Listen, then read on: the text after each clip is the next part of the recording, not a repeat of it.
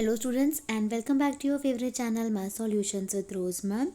आज हम करेंगे एससीईआरटी की पठन अभियान की गतिविधि पत्रक क्रम संख्या 29 कक्षा 6ठी से 8वीं के बच्चों के लिए। और आज डेट है 21 फरवरी 2022 की। आज की ये वर्कशीट है। तो बच्चों, जैसा कि आप जानते हैं कि आज अंतर्राष्ट्रीय मातृभाषा दिवस मनाया जाता है पूरी दुनिया में, यानी इंटरनेशनल मदर टंग डे। तो उसी के ऊपर आधारित ये आज की हमारी वर्कशीट रहेगी। तो चलिए, इस वर्कशीट को शुरू करने से पहले आप सभी से एक रिक्वेस्ट है कि प्लीज़ चैनल को सब्सक्राइब कर दीजिए और बेल आइकन को प्रेस कर लीजिए for my latest videos. Thank you students. Start करेंगे आज की वर्कशीट। प्यारे बच्चों, आज का दिन खास है क्योंकि हर वर्ष 21 फरवरी पूरी दुनिया में अंतर्राष्ट्रीय मातृभाषा दिवस मनाया जाता है। आपके मन में सवाल उठ रहा होगा कि मातृभाषा आखिर क्या है। क्योंकि इंसान का सबसे गहरा रिश्ता माँ के साथ होता है। अगर माँ इंसान को जन्म देती है तो भाषा उसे जिंदगी के अर्थ बताती है, जीने का ढंग समझाती है। इतने गहरे संबंध के कारण ही इंसान ने भाषा का रिश्ता माँ से जोड़ा। मातृभाषा अपने माता पिता और परिवार के अन्य लोगों द्वारा घर में बोली जाने वाली भाषा होती है, जिसे सुनते हुए हम बड़े होते हैं। तो ये हम सभी जानते हैं कि जो हमारे घर में एक भाषा ऐसी होती है जो सिर्फ हमारा परिवार बोल रहा होता है या आसपास के परिवार वाले नहीं, या आप बहुत डिफरेंट भाषा बोल रहे हो, तो वो बेसिकली जैसे अगर हम बिहार के तरफ से हैं तो हम ब्रज भाषा या मैथिली या बिहारी का प्रयोग करते हैं, भोजपुरी का। अगर हम पंजाब से हैं तो पंजाबी का जो है वो हमारे घर में बोली जाती है। हरियाणा से हैं, हरियाणवी बोली जाती है। तो ये सब बच्चों मातृभाषा होती है और अपने घर या आस पड़ोस में उसका प्रयोग होता है।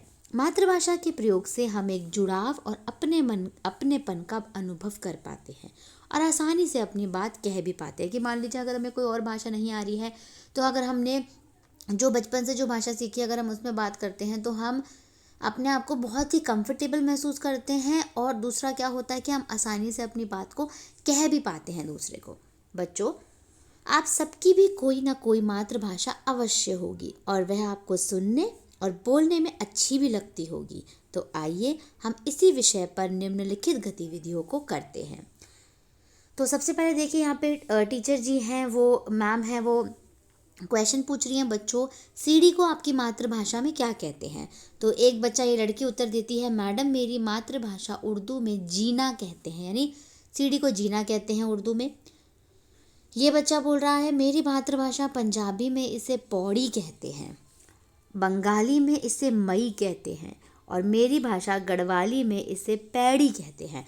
तो ये सारे बच्चे हैं जो कि अलग अलग भाषा बोलने वाले हैं, जिनकी मातृभाषा जो है वो बहुत डिफरेंट है, अलग है। तो ये सब बता रहे हैं कि सीढ़ी को इनकी भाषा में क्या कहते हैं। अब इसके बाद बच्चों, आपको यहाँ पे 3 क्वेश्चन दिए हुए हैं, इनको आपको उत्तर इनके आपको देने हैं। तो पहला प्रश्न है, आपकी मातृभाषा क्या है। अपने माता पिता या घर के सदस्यों से पूछकर अपनी मातृभाषा में प्रचलित किन्हीं 5 शब्दों को लिखिए।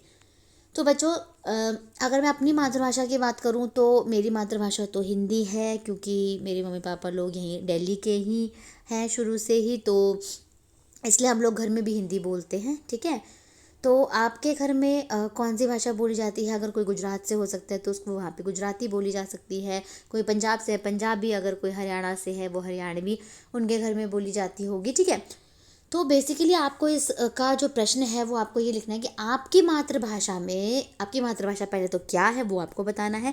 और उसके बाद कोई भी अपने, अगर आपको आता है तो आप अपने 5 जो है वो कोई भी 5 शब्द बता सकते हैं। और अगर आपको 5 शब्द नहीं पता तो आप अपने मम्मी पापा से पूछ करके उसका आंसर लिख सकते हैं। तो मेरी मातृभाषा हिंदी है, इसलिए मैं यहाँ लिख रही हूँ।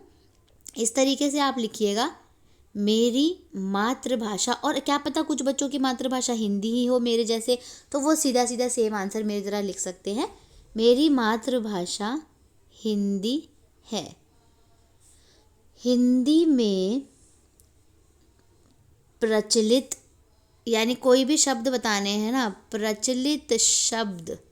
तो बच्चों हम थोड़ा सा जो प्रचलित शब्द की अगर हम बात करें तो हम पढ़ाई लिखाई से ही रिलेटेड कोई शब्द बोल देते हैं जो कि हिंदी में प्रयुक्त होता है, या फिर आपसे रिलेटेड कोई भी विद्यार्थी जीवन से रिलेटेड कोई भी शब्द, ठीक है।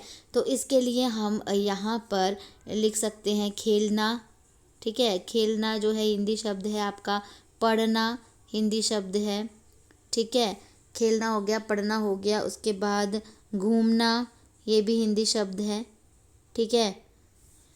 दो खेलना, पढ़ना, घूमना और हंसना हिंदी शब्द है ये, ठीक है। रोना ये हिंदी शब्द है। तो ये 5 शब्द मैंने अपनी हिंदी भाषा में से लिख दिए। तो फर्स्ट का आंसर, जिनकी हिंदी भाषा है वो सेम लिख सकते हैं, और जिनकी मातृभाषा अलग है तो वो अपने घर वालों से पूछ के अलग तरीके से लिख सकते हैं। इसके बाद बच्चों प्रश्न नंबर 2 आता है, निम्नलिखित शब्दों को आपकी मातृभाषा में क्या कहते हैं।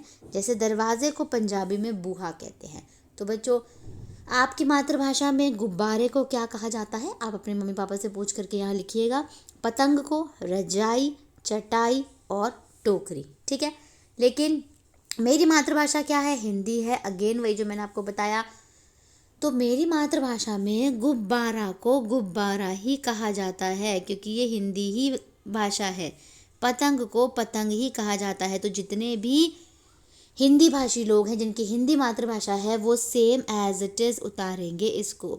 रजाई को रजाई ही कहा जाता है, चटाई को चटाई ही कहा जाता है, और टोकरी को टोकरी ही कहा जाता है।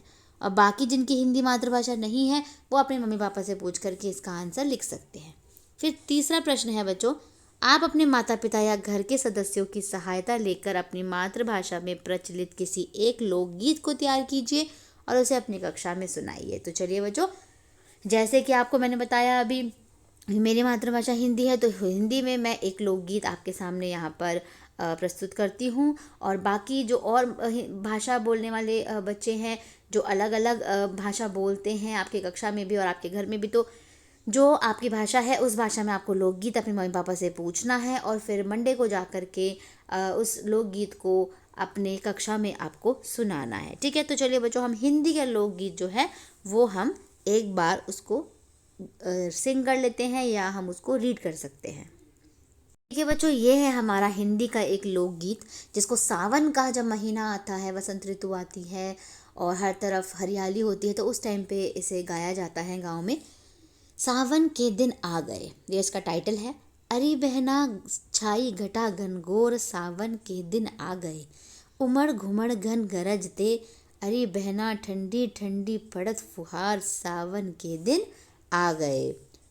बदरा तो गरजे बिजली चमकती, अरे बहना बरसत मूसलधार, सावन के दिन आ गए। कोयल तो बोली हरियल डाल पे, अरे बहना हंसा तो करत किलोल, सावन के दिन आ गए। बन में पपीहा पीहू पीहू रट रहे हो जी, अरे बहना गोरी तो गाए मल्हार, सावन के दिन आ गए। तो बच्चों, प्यारे बच्चों, आप इस लोकगीत को अपनी कॉपी में नोट डाउन कर लीजिए और इसको याद करके अपनी कक्षा में जो हिंदी भाषा, जिनकी हिंदी मातृभाषा है, वो इसको मंडे को अपने स्कूल में जा कर के इसको सुना सकते हैं। So thank you so much students for watching this full video. फिर मिलेंगे हम नई वीडियो में नई वर्कशीट के साथ। आपको वीडियो कैसी लगी प्लीज़ कमेंट करके मुझे ज़रूर बताइएगा। Thank you students.